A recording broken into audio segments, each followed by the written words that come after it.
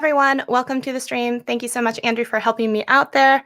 Apparently, that double live button will get you every single time. So I want to say thank you so much for everyone tuning in and catching this. And if you're on the replay, I hope you're finding a lot of value out of this. So number one, I would love to know where you all are. Oh, I'm going to mute myself over here.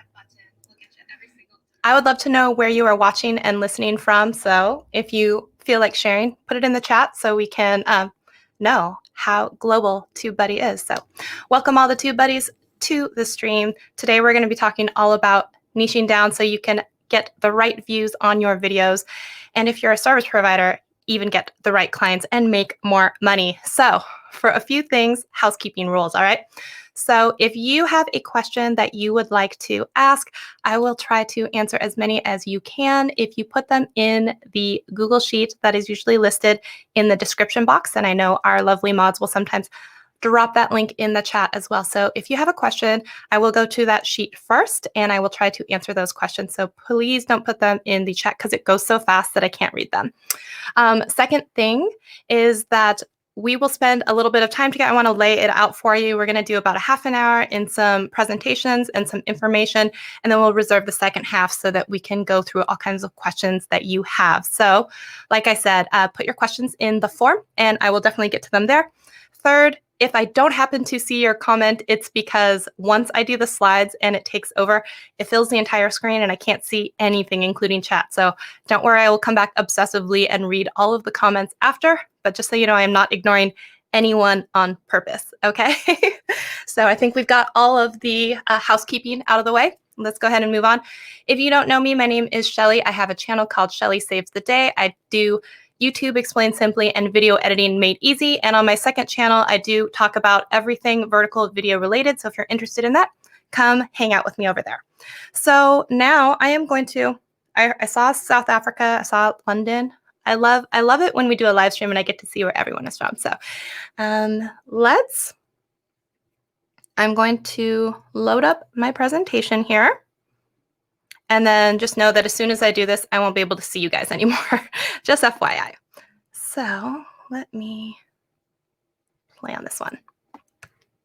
Okay, so today we're going to be talking about niching down, why it is so important, and it's probably one of the most important things that you can do as a newer creator, and sometimes as a seasoned creator. I'm saying learn from my mistakes or other people's mistakes who have gone out, had no idea what their channel was going to be about, and then years later are dealing with ramifications. So I would like to help expedite the process for you and give you a breakdown, niching down 101, because you hear it thrown out all the time and you're like, okay, but what the heck does that really mean? What does that really mean? Okay, so let's talk about this. I would love to know if you have a niche, or if you don't, I want you to put what your niche is in the comments.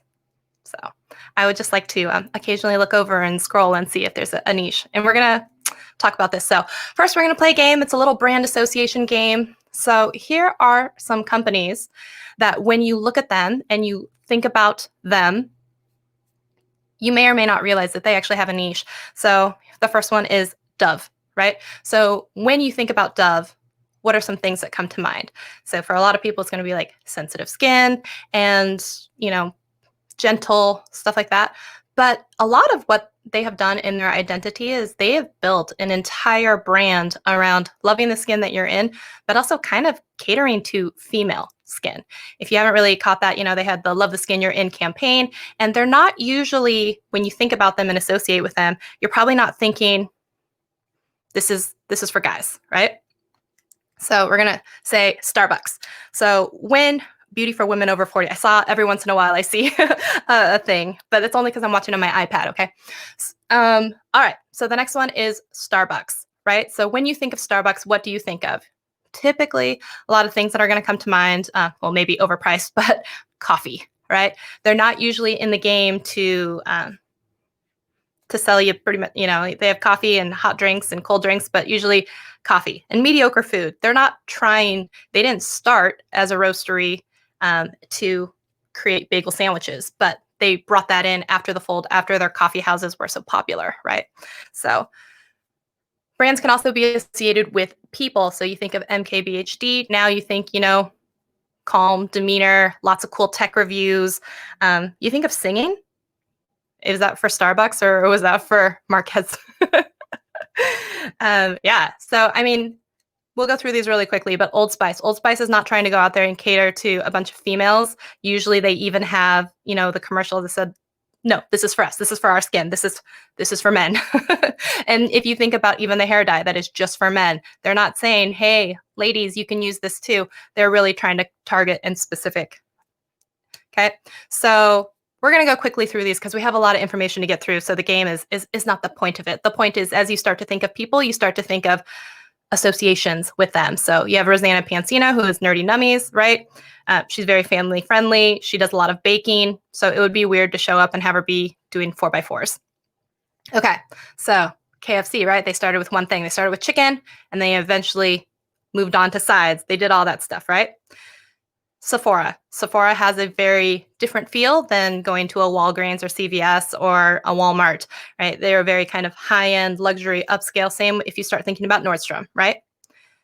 TubeBuddy. I threw this one at the end just for funs. What is it that comes up in your mind when you think of TubeBuddy, right? You might think of Andrew. You might think of your best friend on the road to YouTube success. You might think SEO tools, right? All of this is kind of brand association. So the point of all of this, and I wanted to know, what is your elevator pitch? And type it in the comments. I'm going to look over and see if I can see a few of these. But it's really, if you think about when someone asks you, what is your niche? What is your YouTube channel about? Who do you help? You should be able to, in 10 seconds or less, which is about the time that you have in an elevator, unless you're watching Grey's Anatomy, those elevator rides take 5 years. Who do you help? Who's your ideal viewer? Why should someone watch you? Or if you're a coach or a consultant, why should someone work with you? These are the things that you would think in your head as you're kind of starting to build your idea around what is your niche, what is your about statement about you. So I'd like to see TubeBuddy. It's a great app. It's okay. We're going to keep going. I think there's quite a bit of delay from what I see and what you guys see. So yeah. So I still want to see your guys' elevator pitches. So put them in the comments. Keep writing them. Okay. YouTube success. Yes, yes, yes, yes. So when we think about it, niching is scary. What's even more scary is when we say hyper niching. And it just seems scary because you're probably going to be in one of two camps. You're going to be like, there's too many people in this field. Like if you start to think about video gaming or, technology reviews or the makeup and beauty field, you're like, oh my gosh, it's way too saturated. On the other hand of that, you might actually be fearful that there's no one in your space at all. And because maybe no one is talking about it, you don't even know, is my niche like even a wanted thing? It's too empty. It's a barren wasteland, right? I'm just making sure, keeping it real, marriage advice. Okay, just making sure I'm not skipping anything too important here. Okay, so why is niching so important, okay? So there's that age-old saying that if you are trying to reach everyone, you will reach no one. When you become too neutral, when you become someone who doesn't have opinions, when you become someone who cannot clearly communicate who they're trying to attract as a viewer, why someone would want to watch you, you're going to have a really hard time having people continually come back and think of you as any kind of expert or any kind of authority or any reason why they need to come back and see your channel versus all the other channels out there. Just making sure. Perfect, perfect. Okay. Okay, so we're going to move on. So I know it's boring and we have to talk about this, but it's important, okay? All of this stuff is very important. I would say one of the most important things that you can do at all when you're being a YouTube creator is establishing upfront who you are. And so this is all part of it. So you say, what is a niche? A niche is a specific segment of the market you're trying to reach. That's all it is. A specific segment of the world population that you are trying to reach. Okay, so just in the fact that where it's a segment alone, it means it's not for everyone. It's not everybody. It's a small slice of the pie. You're very specific on this, okay? So when we talk about that segment, when we work about it, sometimes you want to work yourself backwards from this and you say, who's my ideal viewer? Like, who would I want? watching my videos? Is it someone that is like me? Is it someone who realizes that they need to learn and do something? Is it someone who realizes that after watching me, they want to use my services as a coach, consultant, or business? So if you can kind of think about that, there is a kind of demographic that you're going after maybe in your head. If you're a children's toy review channel, you're not looking for people who are 92 unless they're looking for things to give their great great great grandchildren, right? There's probably an age demographic you have in mind. Kids, but kids' moms, because they're the ones, and parents, fathers, people who are going to be able to buy those toys for them, because children don't always have money. So who do they currently watch, right? Who is kind of a niche neighbor or adjacent? So if you think about that, this is where you're starting to do your own market research on, is this a niche that's viable because there are people who are already doing it? Okay, if this is making sense to you right now, can we get a thumbs up so far on this video? I don't know why, but I always like to try and get to 100 thumbs up while we're doing the live stream. So help me out here, people. So who is my ideal viewer? If I could pick out all the people in the world and only focus on the ones who are going to watch my videos, love my videos, buy my merch, buy my whatever, who would I want watching? Okay, you start to think about this and you say, who do they currently watch? Who do they currently listen to? Is this a market that even exists? And is there money to be made in this market? If you are a person who's trying to do business, that's a question you ask for yourself. It may not be a question you ask yourself if you're just a new creator and you're just trying to get on the platform, but it might be a question if you are a business to ask, okay? Here we go. So the next one, after you have a segment, you're going to target. So this is not only then the demographics, this is more the psychographics of people. This is, what are the common problems that this person is facing, right? What is it that you can help them with to help fix their problem, whatever the problem is at that point? So, if you're Roger Wakefield and it's, how do I fix something with plumbing? If you're Paul Peck, which congratulations, by the way, I saw you hit 100,000 subscribers. Very happy for you, as well as Dean Nimmin, 100,000 subscribers for you. Both great TubeBuddies of the channel. So I want to say congratulations to both. But is there something that you can do to help someone specifically with a problem? Is it something you can showcase and then be able to showcase a solution? Okay. So are we getting some thumbs up in here? Hey, excellent. I see some thumbs up in here. Thank you. Excellent. I see some thumbs up in the comment section. I want some thumbs ups on this video too, right? Okay.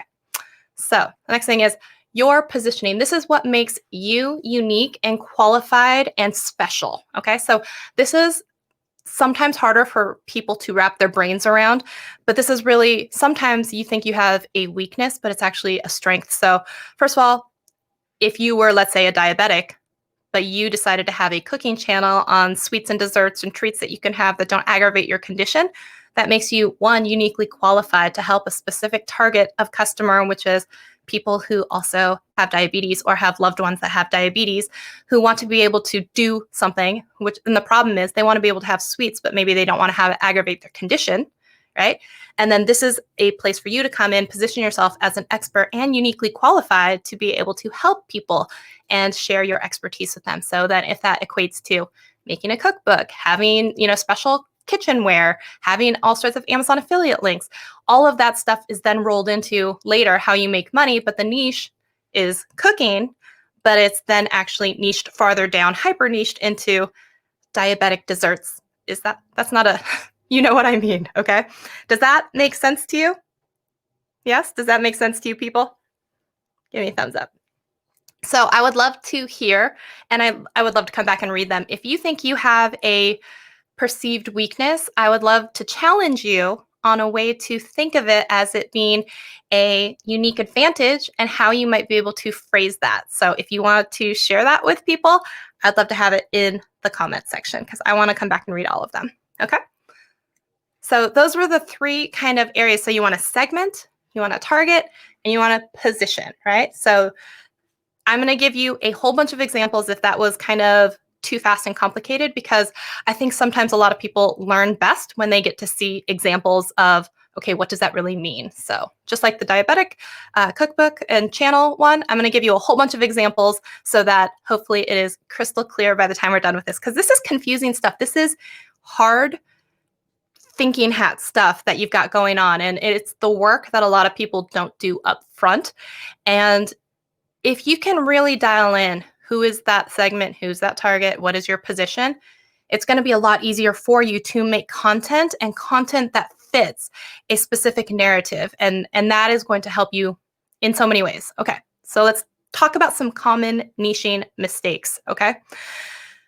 Not knowing who you're looking for. If you can't figure out, even starting with segment, if you can't figure out how to segment people, then you can't figure out how to target people, right? So also, if you're looking for people in all of the wrong places, you're a car mechanic and you're showing up in beauty Reddit threads, this doesn't make sense, right? So you think, hey, if I throw my link everywhere that might accept it, maybe even get booted out of a few Discords or Reddit threads, that's not the right audience for you, because those are not people who are interested in the exact same things. And even if you got some of them to subscribe or watch, the fact is, it's not going to help you in the long run to have these people who maybe even subscribe to you if they're not actually going to stay engaged with your content. Okay? So we're going to come over here. Did we do all those? Oh, the last one is, this happens a lot. You see it all the time. People being too floofy with their words, and you're trying to be really, really clever instead of being very clear and direct. Who are you for? Who are you not for? You know, when you say like, I help boss babes take control of their life and live it to the fullest. You're like, okay, you're being clever and that's cute. What does that mean? That doesn't mean anything. So if you want to actually break it down into something else, that would be better than trying to be too clever or cute or any of that stuff. So again, I'm going to come up with a whole bunch of examples to show you the difference between maybe being clever or generic versus being very specific. Okay? I'm just making sure we're good.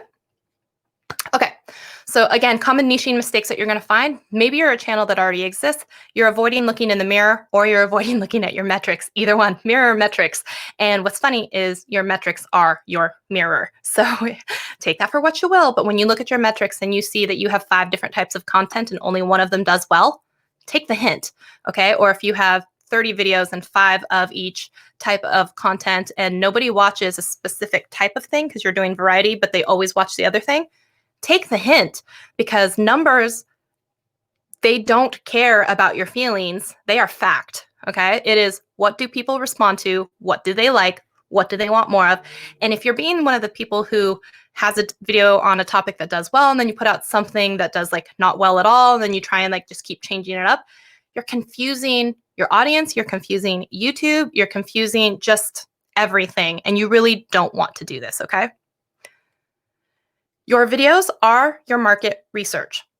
And I know that people don't want to think about it that way. And I know that metrics and analytics can look and be a little bit scary, but it's really, really important that you take a look at it, because again, we are in love usually with our own content.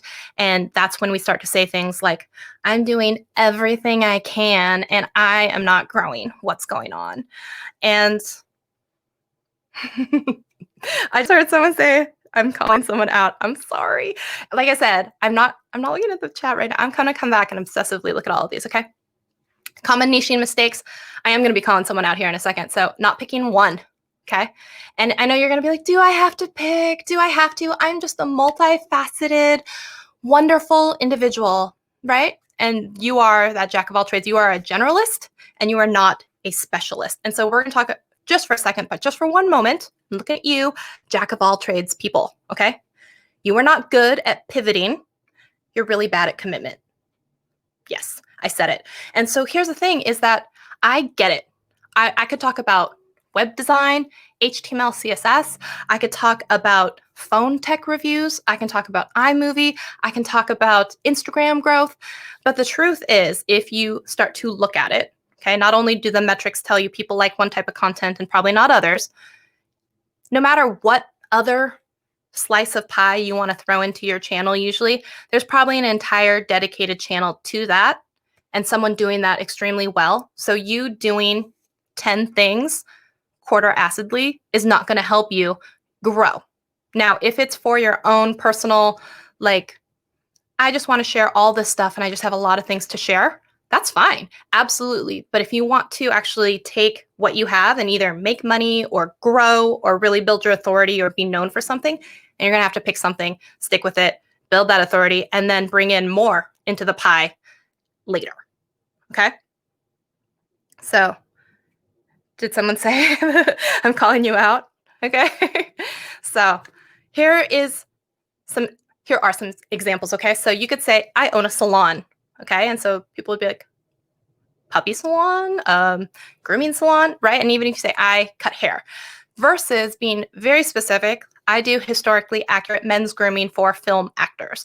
This particular set of niching examples is from a slide I'm going to show you in the next one. I got it off Instagram, but I thought it was a really great example, so I thought I would share this one with you.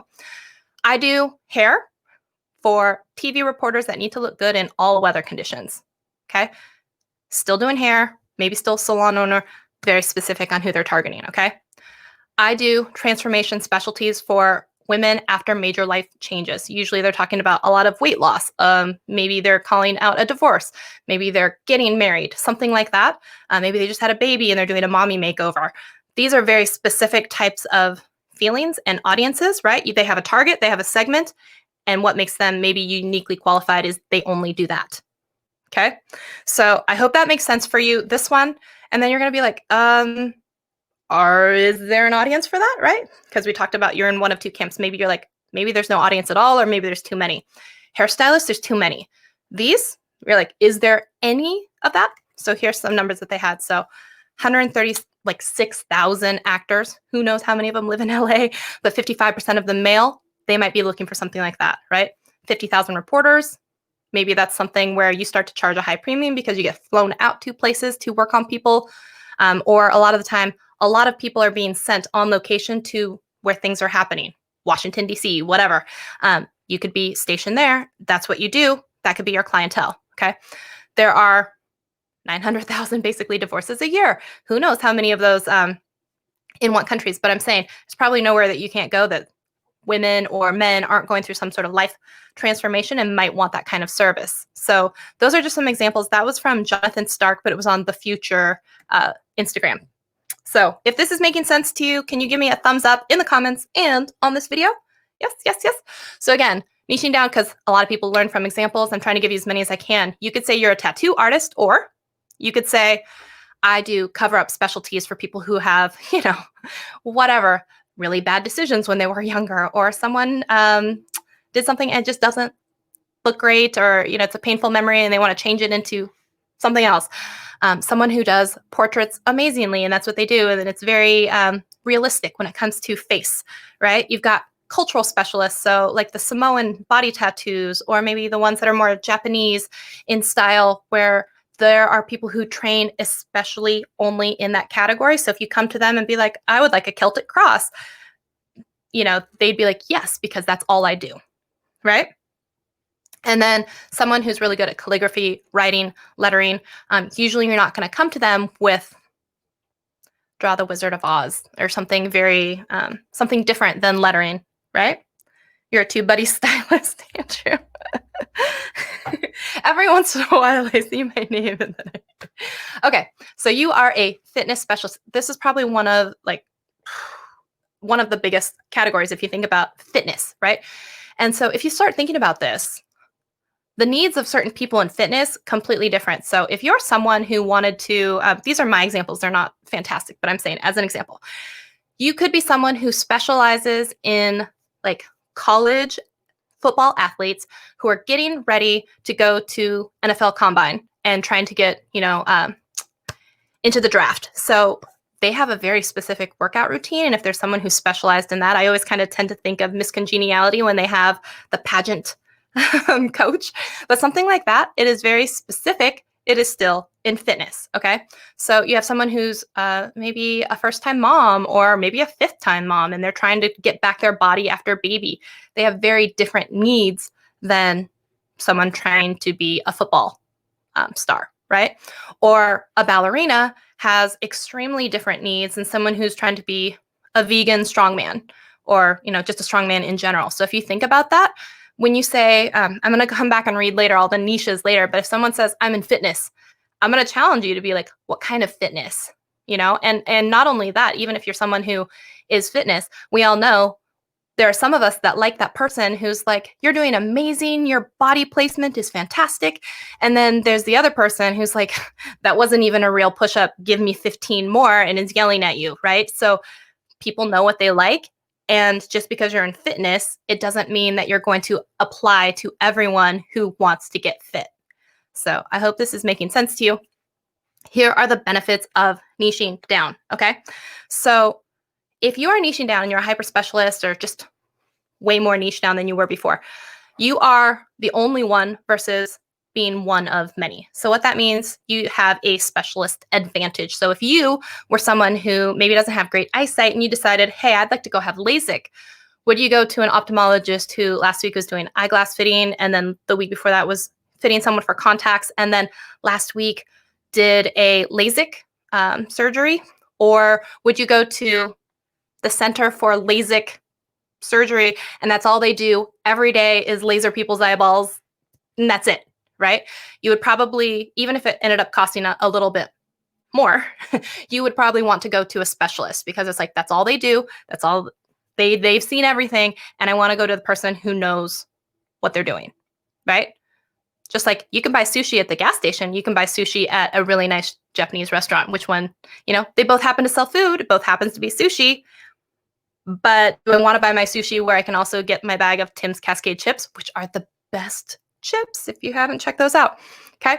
So if you have a specialist advantage, you're going to be able to build your authority faster, and you're going to be able to charge more money when it comes to brand deals, when it comes to sponsorships, when it comes to something down the line, coaching or whatever service it is.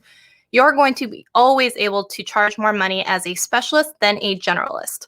So it might behoove you to actually think about that, because you don't want to just take every and anything when it's lower money, when you can be very selective about what you take and it can be more money. I hope that makes sense. Okay, so niching down example again. So a lot of us would be like, I'm a social media growth specialist, right? Which is, again, you're trying to be like cute and clever, but you're not being direct and clear. So you could say, I teach Instagram growth for your business using stories. It's very clear. What do they do? I help you grow.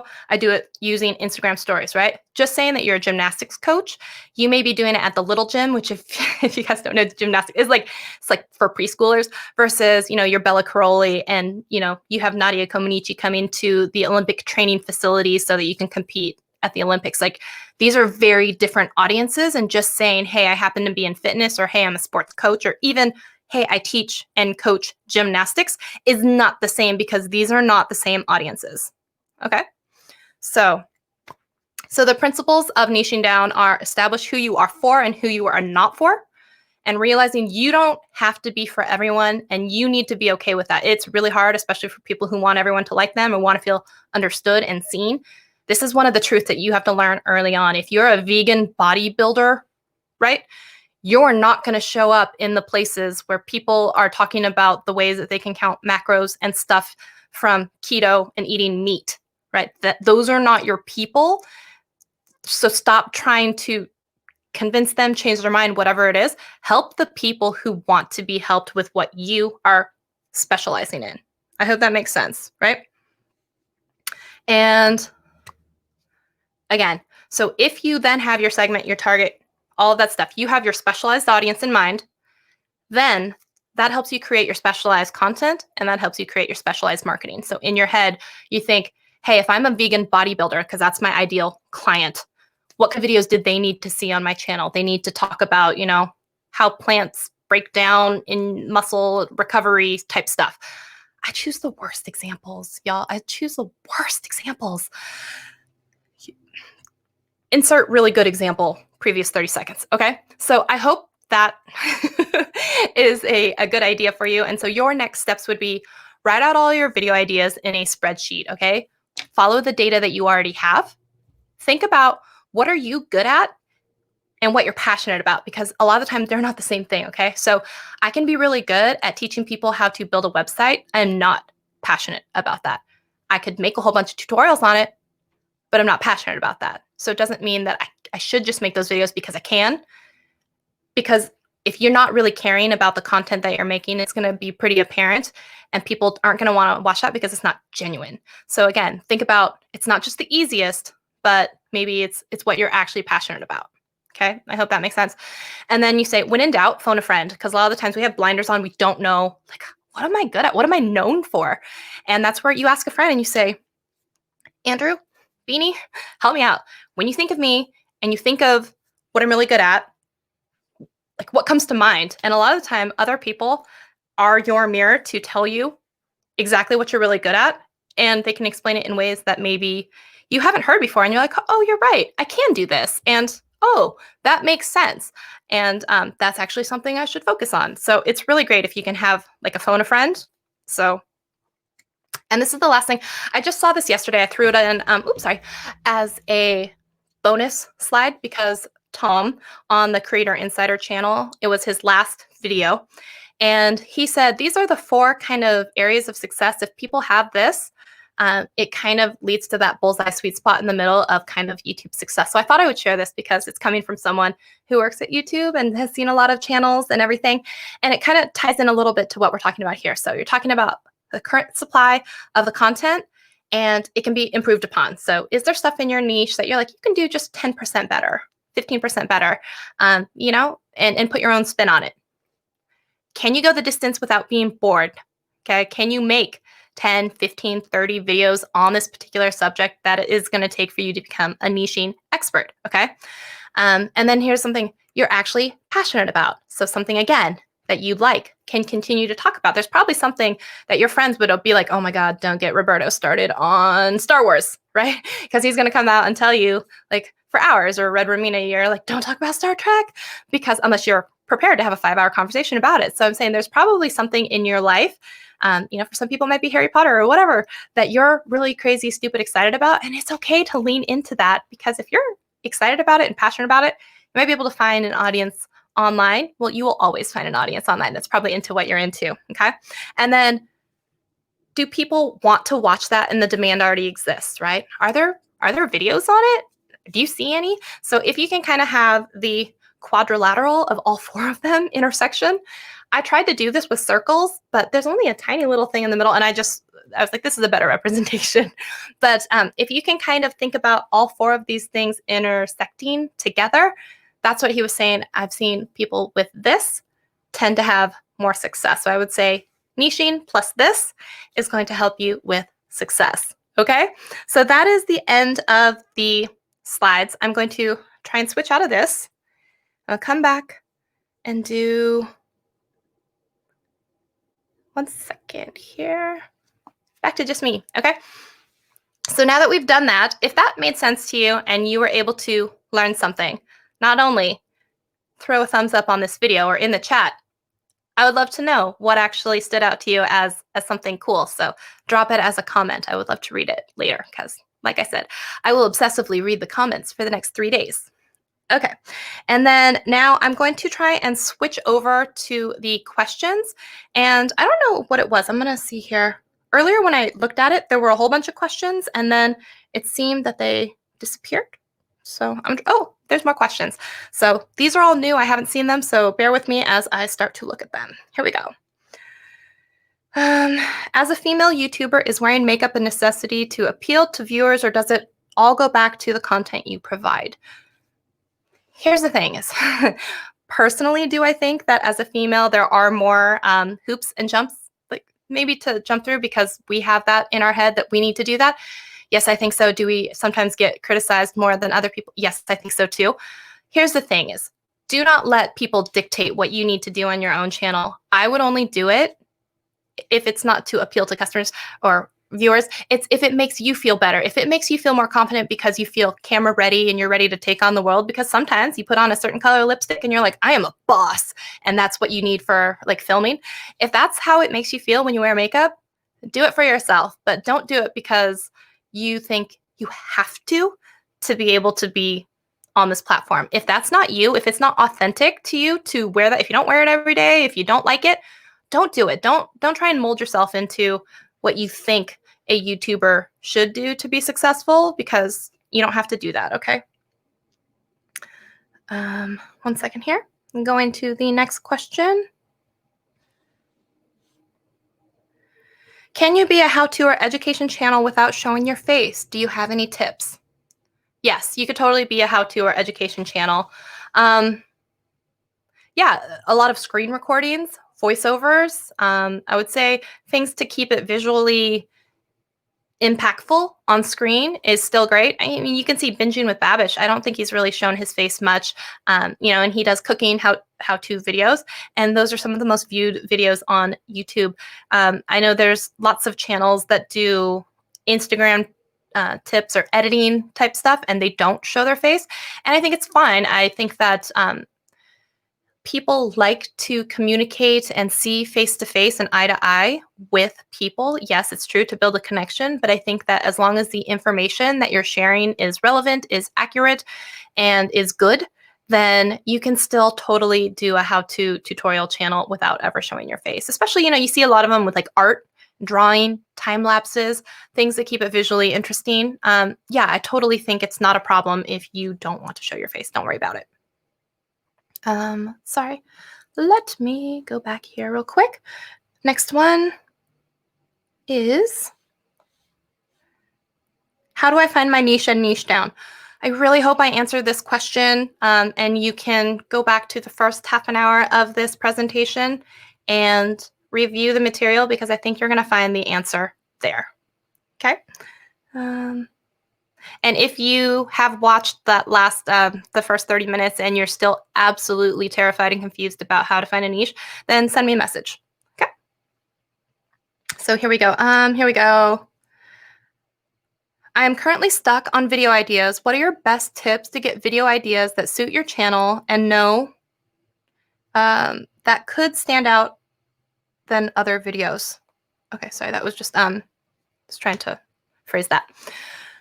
If you are currently stuck on video ideas, sometimes that means you're not in the right niche, because a lot of the time, if you're passionate about it and you know exactly what the person who is viewing your content would want from you, usually a lot of the time you have too many ideas. And so I would, one, recommend that you have like a Trello board with ideas or a notepad on your phone, something like that.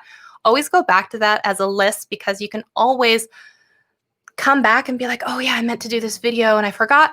You can use that for data mining. Go into your most popular videos and you can look at the comments and be like, what are people asking you for on clarification or adjacent videos? You can look at that. You can also go to people who are in your same niche and what are commonly asked questions on those videos that they haven't made a video on.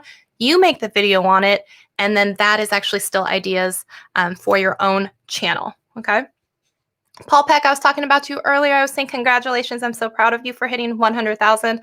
I knew you would do it, and I'm so proud of you. And you can be very proud of me because I did not use you or drywall as an example. I used vegan bodybuilding, which was dumb of me, but I promised myself I would not use drywall as an example because I always tend to mess that up. But congratulations. I'm very happy for you. Let me see here. Next one is it normal that it is harder to grow as an animator? Harder to grow is a relative term. So one, I'm not sure who you're comparing yourself against, because are you comparing yourself in a very large community of animators and you're the slowest growing of those? Or are you just saying YouTube growth in general? Because those are very different questions. And one, you're proposing that the entire field and genre of animators is probably not that exciting or growing much. And then two, you're saying maybe me in this category versus my friends or other people on YouTube. So I would say I don't think that animation is a bad genre to be in. If you think about, you going to Disneyland, one of the most packed attractions, if you want to call it that, and I love them too, I'm not gonna lie, is going to the animator studio and learning how to draw something like a beloved Disney character from an animator. And those classes are always packed. And so I think there is that interest in it. It could be either the way that you're presenting it. It could be that the thumbnail isn't enticing enough to bring people into it. It could be that you're doing something inside of the video that's making retention drop off and people not be that interested in it. So I would say if there are other animators that are going a lot faster than you, you may want to use them as a study as what are they doing that is enticing and exciting, and why do you think that they're growing versus you not growing? I hope that makes sense. Okay. So sometimes it's, presentation skills. It could be the material itself isn't interesting. It could be the thumbnail wasn't good. It just depends. It could be the video's too long. Okay. Oh, this is a long one. Sorry. I want to speak to the chronic illness community on you can topics. I've overcome many things like go from vegetable, for lack of better word, to nationally qualified bodybuilder. Oh, that's amazing. Okay. You paid off 2 student loans, did nothing, but I graduated with honors. And while I'm working full time, living on my own with a dog, and I bought a car. I would always recommend having a dog. Just saying, I have 2 over here. I've done lots of things and love to share, but I'm not some big hot shot, and I definitely don't know everything, but I do know some things. Anyways, I fear I will be seen like, why listen to her? But those are big things to do for someone with me who has chronic illness. So would you go ahead anyway, or trying to evolve from just MS to chronic illness community? But right now I have a block. Okay, that was a lot to unpack, and I apologize if I missed some of this. So absolutely, I think that your story is incredible, and you're saying that you're going from this, hey, I have this disease, to, hey, I had this disease, or I'm still living with it, but I'm still doing things, and you can too. So this is going to go more from an educational thing into an inspirational thing. Like, I can do this thing, you can do this thing, we can do this thing together, right? So if you're saying kind of like is it okay to post this content? Yes, absolutely. Because if I was in the throes of dealing with a chronic illness, sometimes it would make me feel a lot better knowing that someone has come through the other side of it, or isn't letting it debilitate them and still is going on to lead like healthy, functional, happy lives. So that could be very inspirational, not only to the people who are going through it and need a light at the end of the tunnel, to people who are trying to understand how to help someone who is a loved one who is also going through it. And so that was a lot, and I'm not sure exactly what the question was in there, but I'm saying it sounds like you're almost asking for permission. Is it okay to share your story? And people are not just going to be like, who's this girl, right? You are uniquely qualified to talk about what this is because you've lived through this experience and you're able to come out the other side and want to talk and educate. So don't take that for granted, because a lot of people will never know what it's like to end up going through any of that or have that life experience. And the fact that you've come out the other side stronger and hopeful, that is inspirational. And that's absolutely the type of thing that you would want to be sharing. Okay. I hope that makes sense. If that wasn't exactly the question, drop me a message. I was trying to read that quickly. Okay. Wait, response not found. Where'd it go? Sorry. It jumped me back to the very beginning. That's rude. Okay. That's fine. We did that one. We did that one. All right, here we go. I am an Asian and I'm getting hate due to COVID. How do I handle the mean comments? My heart is breaking for you. Okay. So this is more a question of, even though it's very timely right now, but it's more a question of how do I deal with haters? Okay. I would say in your particular case, you can't not be Asian. You can't just stop being Asian, just like I can't. Okay. That is not something that is helpful to your state of mind, but it's not anything that you can take actionable work on either. So I would say in this instance, it is your channel, your comment section, your prerogative. If it were me, I would block every single one of them. I would not allow that, because I don't want also that to be seen. And then I don't want someone who is from my own community who maybe feels bad and wants to stick up for me, then engaging with them and them going back and forth in some sort of hate induced thing, right? So for me personally, I would probably just block and delete all of those. And then I would go into the section of YouTube for your like blocked words category. And honestly, I would probably add those in your case, because it's not fair that because of something that you can't change and someone else's ignorance, that they want to try and pass blame onto you for something like that. Okay. So I empathize with you, and I feel really bad that this is happening to you. And this has no reflection on you. Right? It is people being scared and people being cowardly and people taking it out on someone who has an easy target on their back because they can obviously see that you are Asian versus actually having to deal with it in their real lives. There's a lot of people at home right now, or they should be home, and they're pent up and they're frustrated and they're going to try and take it out on you. And I would say, I know it sounds hard to just be like, ignore it, rise above it. But for your own mental health, don't engage with them. Don't go back and forth. You're not going to change their mind. Just delete them and block it. Okay. What kind of niche would you call it when you help people who are shy break out of it and teach people how to be who they truly are? My weakness was that I was a very shy guy who recently broke out of it. Teach me how. I learned how to use my voice. I am mastering my mind along the way. I am passing my knowledge onto YouTube, and any help would be appreciated. Okay. So here's the thing is you're also going through like a transformational process. So it's more of an educational / inspirational type of thing, right? And hopefully entertaining as well. You have the little trifecta. So if you, thank you, Cooper. Thank you. My dog was like scratching his collar. So if you're trying to take people through the transformation, so keep this in mind. To be a coach, to be a leader in any kind of capacity like that, you don't have to be the person who has every single answer. You just probably have to be a few days ahead of the person who's watching the video who's having this question. You know, so if you're saying like, hey, I was really depressed today and I got through it, and these are some things that like helped me, the person watching it who's in like the I feel depressed right now phase is going to find that helpful still. Do you see what I'm saying? You don't have to be cured of all of that. You don't have to be teaching this is the way to fix this. You can say, hey, this is my experience and this is what I have encountered, and these are some things that have helped me. And I think if you're kind of coming from an educational thing versus like a telling people what to do prescriptively, then it's going to be fine. So I would get out of your head a little bit about it, because I don't think people are saying like, this is the holy grail answer and I have to do all these things and then it will be cured. It's cool to just be like, hey, this person is going through the same stuff I have, and this is something that I can relate to, and maybe this is something that I could try.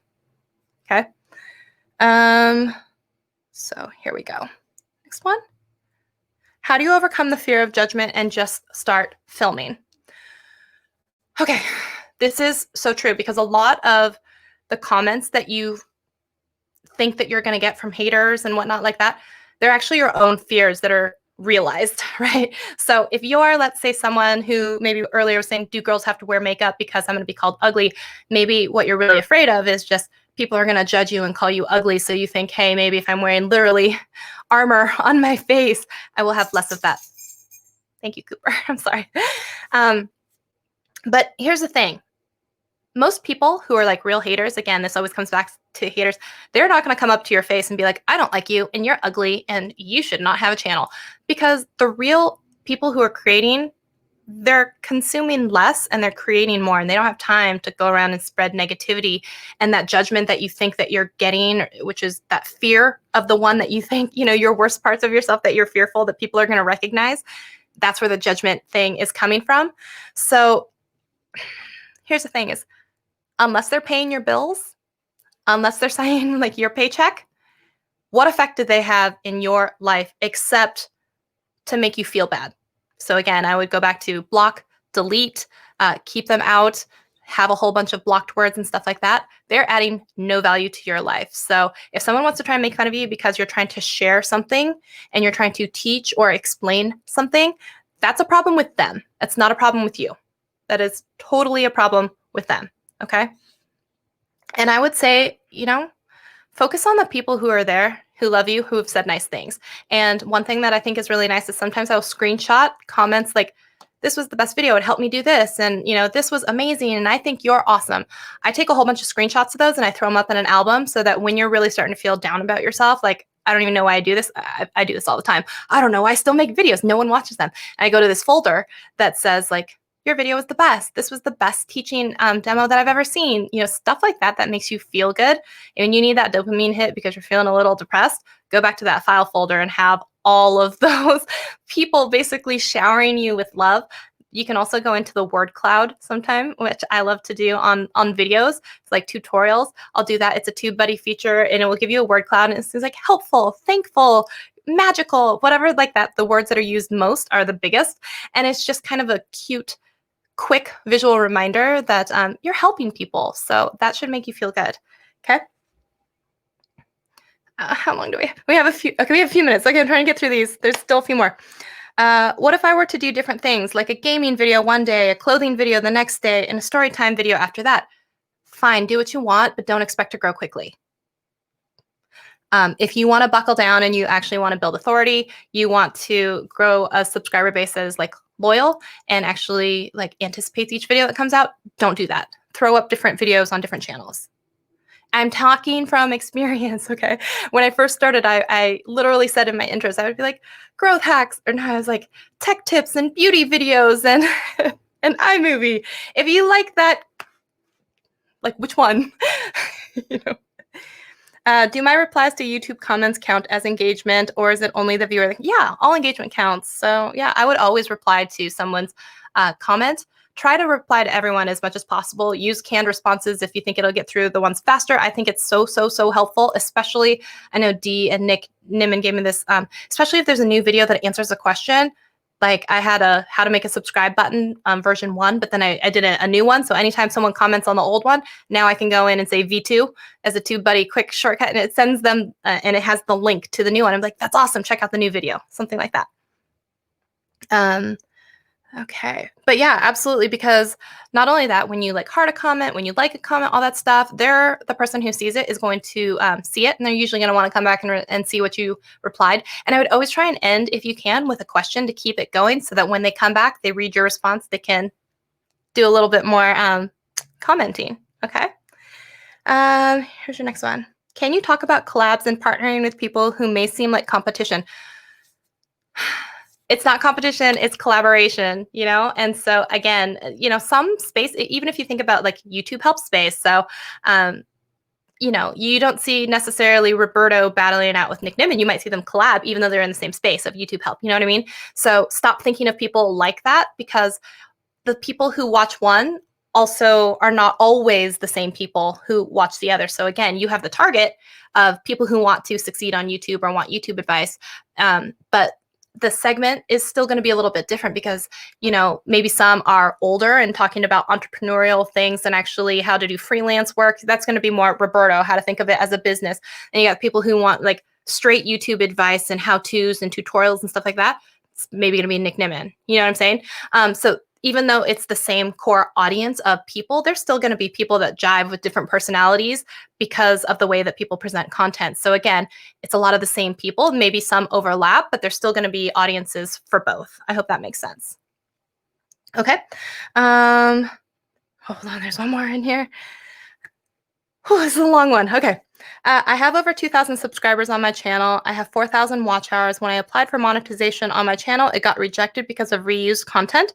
I started deleting some videos and now I'm working on gaining watch hours back. The question is, if I make video edits on my channel about various people, before I used to make it like a slideshow, but now I make them even better and I make sure I add educational value to my videos. Maybe you can watch, no, I don't have time right now, but I don't give commentary, but I add the educational value. Do you think YouTube will approve my channel now for monetization or no? Also, I have live concert performances. Yeah, that's not good. You muted the audio so it doesn't get copyrighted. Should I get rid of those? Okay, so there's a lot to unpack there. So number one, I cannot give you answers on the monetization status of YouTube. Okay, I can't give that advice. I'm not YouTube, anything like that. But I am going to tell you that you reuse content. They're very strict about that. Like, and then another one is going to be like fair use.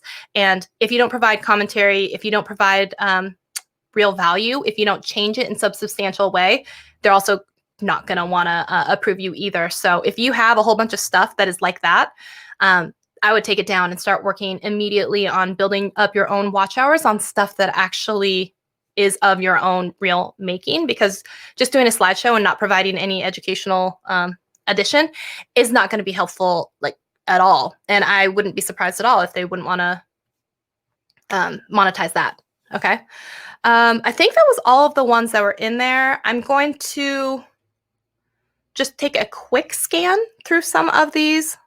I know I saw some friends in here and, you know, Beanie's in here. I saw, yeah, reuse content, fair use and stuff like that. That's legal advice and definitely can't help you there, because the definition of all of that is definitely tough. I know I saw Paul Peck in here, so thank you.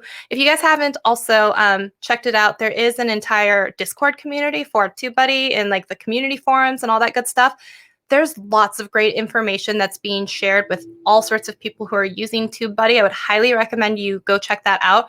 And since we are on the TubeBuddy live stream, if you haven't checked it out yet, you can always get started for free, but it's absolutely hands down one of like it's the only tool I use, and I use it every day. And so I would highly recommend that you check it out. At least start with the free version, and then if you ever want to stay, you can always check out a code to save money. And I love, love, love that TubeBuddy also tries to help out smaller channels. So if you're under 1,000 subscribers and you want to pay yearly, there's all kinds of extra discounts. So go take a peek at that. Who else was in here? I don't know if Andrew's telling me I have to wrap up. Let me just make sure. Oh, did I see D. Niman in here? D. Niman also, if you guys didn't see that, he was doing his countdown. He also recently hit 100,000 subscribers. So I am so proud of D. It's amazing. And I hope that your pizza that you ordered to celebrate was fantastic. I hope it had pineapple on it. If you guys are a pineapple on pizza fan, will you put a pizza emoji in the chat? Because I am a pineapple on pizza fan with pepperoni and sometimes jalapeno. That's my thing. T and Sharinda TV said, I didn't answer your question. So I answered all the questions that were in. Did you put it in the form? I was going to say Google form, because that's where all of them were. So I answered all the questions that were in there that I saw. So hopefully, yes, I keep it. So if there are no other questions, I am going to let everyone go. Again, my name is Shelly. You can check me out on Shelly Saves the Day. And if you're into all kinds of things around vertical video editing, check out my second channel, which is Vertical Video Vixen. You can see it linked under my channels. So I hope everyone has an awesome, awesome day. And I will talk to all of you later. Bye, guys.